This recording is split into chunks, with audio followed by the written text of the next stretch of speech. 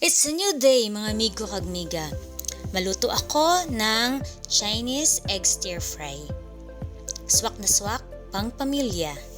Masarap, pang breakfast. Tara, umpisahan natin. I prepared 3 eggs. Patihin lang natin.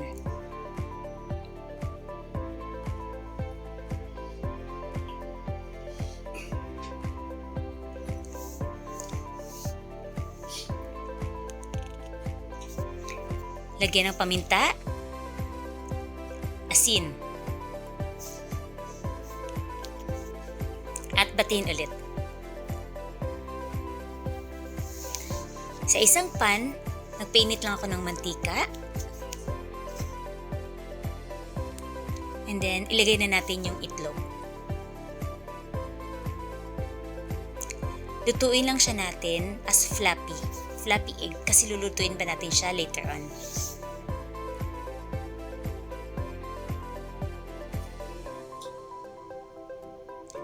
Hanguin na natin. In the same pan,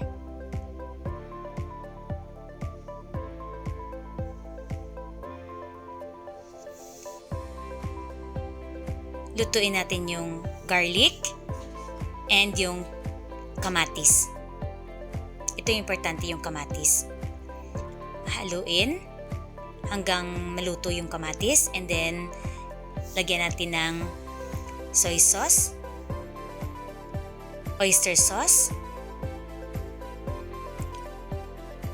magic sarap, naglagay din ako ng tomato sauce, sugar,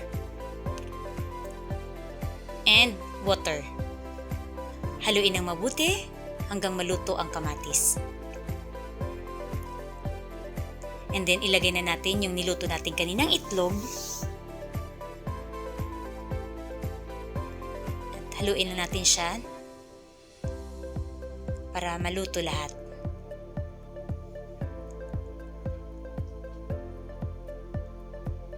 And then, ayan na! Luto na natin yung ating Chinese egg stir fry. The best ito for breakfast, lalong-lalong na sa inyong mga anak at ng iyong asawa. Try mo itong subukang lutuin. Masarap ito, promise.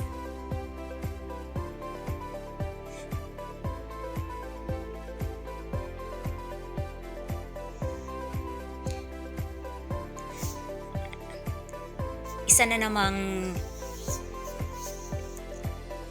pagkain or isa namang luto ng itlog na ibang kind of luto.